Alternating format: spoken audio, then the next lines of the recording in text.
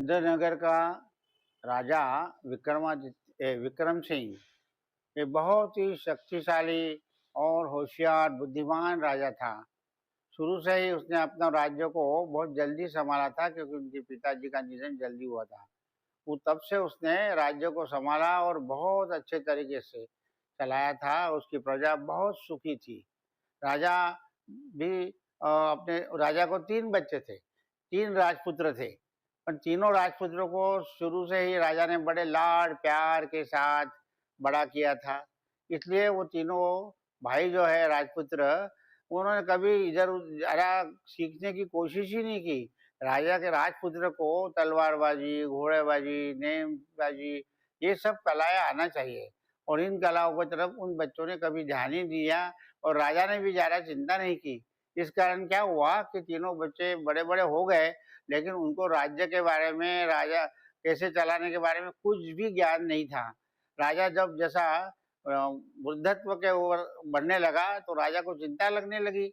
बोले यार, ये तीनों राजपुत्र जो है वो किसी काम में इंटरेस्ट ही नहीं लेते हैं। उन्होंने एक न कोई तलवारबाजी करता है, न कोई घुड़सवारी करता है। तो किसी प्रकार के राज्य चलाने के लिए जो जो आवश्यक चीजें हैं वो करने के लिए ये तीनों राजपुत्रों को कोई ध्यान ही नहीं देता। तो उसको बड़ी चिंता थी कि फिर मेरे साथ ये तीन तीन राजपुत्र होने के बाद भी राज्य कैसा चलेगा। तो एक दिन उसने तीनों राजपुत्रों को बुलाया। उसकी पत्नी भी वहाँ बैठी थी। उसने बोला, क्या आज इनकी परीक्षा ले रहे हो क्या? अरे परीक्षा लेने के लिए इन्होंने तो कुछ किया ही नहीं, तो परीक्षा किस बात के लिए हो? पर मैं इनसे बात करना चाहता हूँ कि ये क्या चाहते हैं। तो सबसे बड़े राजपुत्र था, उसको पहले बुलाया। बोले, बेटा तू तीनों भाइयों में सबसे बड़ा है, तो राज्य यदि मेरे बाद यदि राज्य चलाना है तो पहला तो नंबर तेरा ही आता है। तुझे ये जिम्मेदारी संभालना पड़ेगी, और तेरे को ये दोनों छोटे भाई जो है वो साथ दे देंगे। तो बोले, महाराज क्या कर रहे हो, मेरे को कुछ भी नहीं मालूम, मैं कैसे संभालूंगा। मैं तो चित्रकारी में विश्वास करता हूँ, चित्र निकालते रहता हूँ, मेरा यही शौक है। मैंने, आपने देखे होंगे, मेरे बहुत सारे चित्र निकाले हैं। तो बोले, बेटा चित्र निकालना वो तो ठीक है, एक कला है वो, और वो तुम सीख रहे हो, वो कर चलाते हो, वो अच्छी बात है। पर सिर्फ चित्र का निकालने से राज्य तो नहीं चला सकते ना। बोले, नहीं नहीं नहीं, मेरे को राज्य के कोई शौक नहीं है, राज्य में देखने वाला नहीं हूँ। आप तो दूसरे दोनों भाइयों में से देखो, कोई इंटरेस्ट होता। तो फिर उन्होंने दूसरे भाई को बुलाया कि बोले, ऐसा है, तेरा बड़ा भाई जो है वो चित्रकारी में ज़्यादा शौक रखता है, और अब राज्य चलाने के लिए सिर्फ चित्रकारी से तो काम चलेगा नहीं। तो मैं सोच रहा हूँ कि अब ये जवाबदारी तू ले ले। अरे नहीं महाराज, मैं काहे की जवाबदारी, मेरे को तो खेलने धुलने से, इससे उससे फुर्सत ही नहीं मिलती।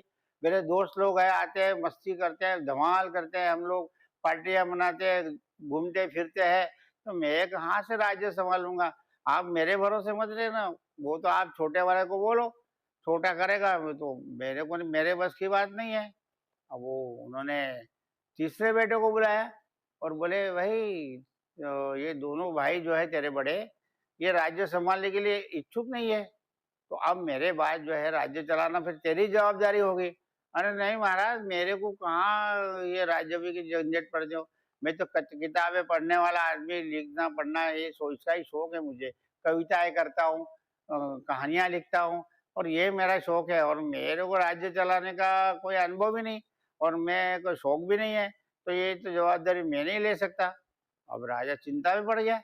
और फिर तीनों राजपुत्र होने के बाद भी राज्य की जवाबदारी लेने के लिए एक भी राजपुत्र तैयार नहीं।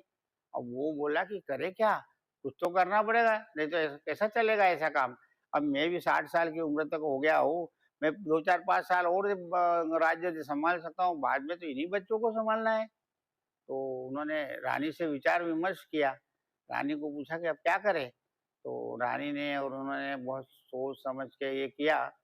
तो बोले, ऐसा करो ना, इनको कुछ जवाबदारी सौंपो, उसके बिना इनको और इनके काम में इंटरेस्ट भी बताओ, इनको जवाबदारी सौंपो, तभी ये काम होगा, नहीं तो ये कभी कर ही नहीं पाएंगे। तो बोले, हाँ ठीक है। तो फिर एक दिन वो, जहाँ बड़ा राजपुत्र है वो चित्रकारी करता था, उसका एक वर्कशॉप सरी का छोटा दालन था, वहाँ बहुत से चित्र टंगे थे, ये करे थे। राजा वहाँ गया, तो राजपुत्र जो है कुछ चित्र निकालने में व्यस्त था। तो राजा को देख के आने के बाद प्रणाम किया।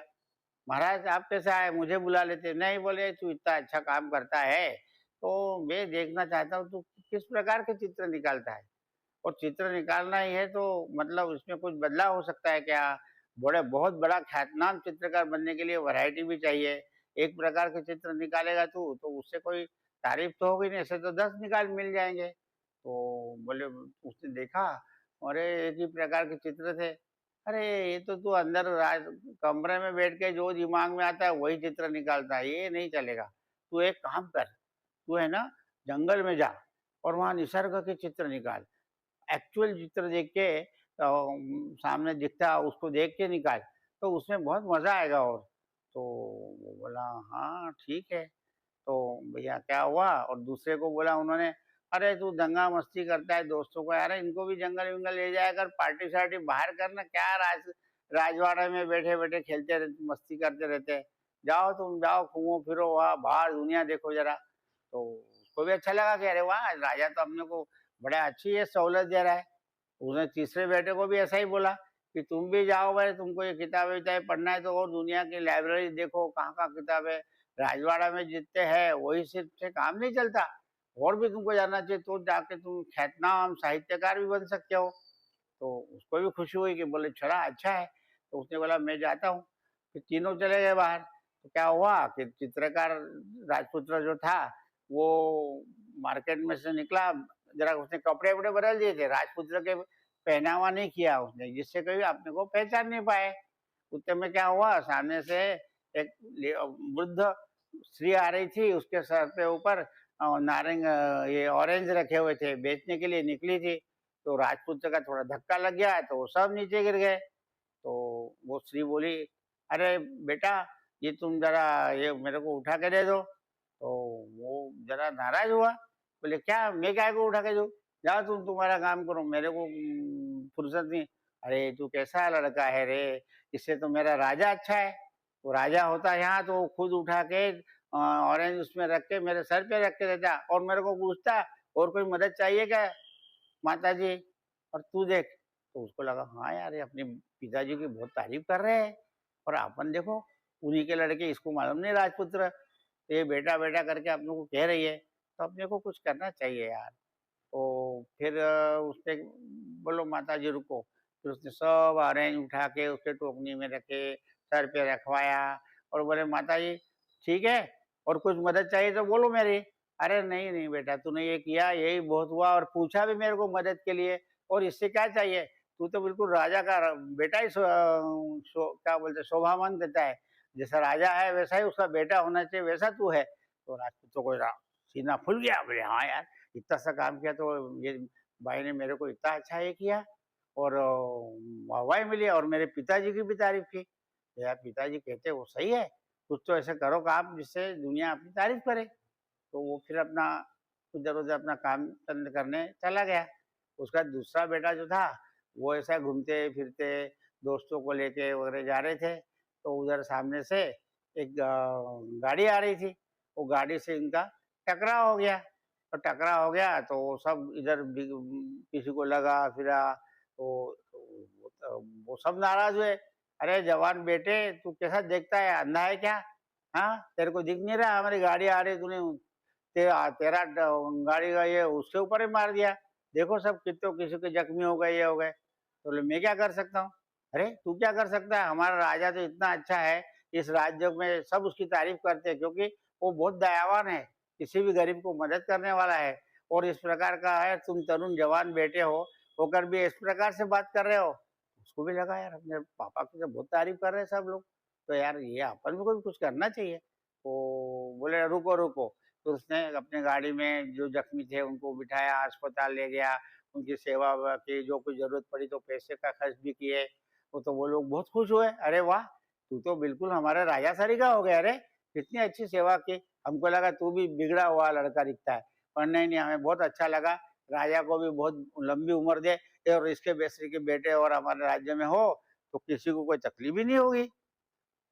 वो चला गया, वो भी दिन मन में सोचते रहा, अरे मेरे पापा की इतनी तारीफ कर रहे, और मैंने क्या व्यवहार किया उनसे पहले? तो बोले बट बाद में मेरे को याद आया और मैंने अच्छा व्यवहार किया तो उन लोगों ने अब मेरी तारीफ तो की, उसके साथ साथ पापा के बारे में ही बोला। तो खुश हुआ वो।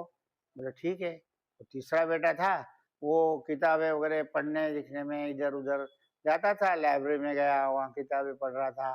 तो उतने में एक ने बोला, अरे ये किताबें नहीं, तू तो साहित्य लिखना है ना, तो मैं तेरे को बताता हूँ जगह, वहाँ का लाइब्रेरी में। बोले क्या? बोले यहाँ से थोड़ा दूर जंगल की तरफ जाओगे ना, एक बहुत सुंदर सा तालाब है, और वहाँ हंस वगैरह पक्षी बगरे वगैरह ऐसे दौड़ते रहते हैं, घूमते रहते हैं, बहुत अच्छा वातावरण है। यदि तू वहाँ जाएगा ना तो तेरे को कल्पनाएं सूझेगी, कविताएं सूझेगी, तू वहाँ क्यों नहीं जाता? तो उसने बोला कहाँ है रास्ता? उसने बताया तो उधर गया।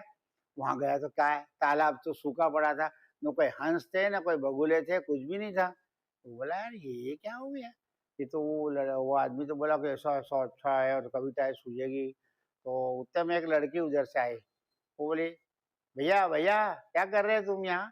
अरे मैं देख रहा हूँ ये तालाब तो सूखा पड़ा हुआ है, हंस भी नहीं है, ना बगले है ना कुछ नहीं, मैं काय की कविता करूँ सूखे पे? तो बोले क्यों?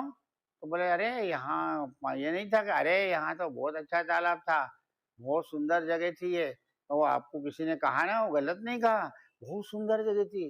पर अब क्या हुआ कि गर्मी के मारे वो सूख गया तालाब, और उसकी तरफ देखने के लिए किसी को फुर्सत नहीं है।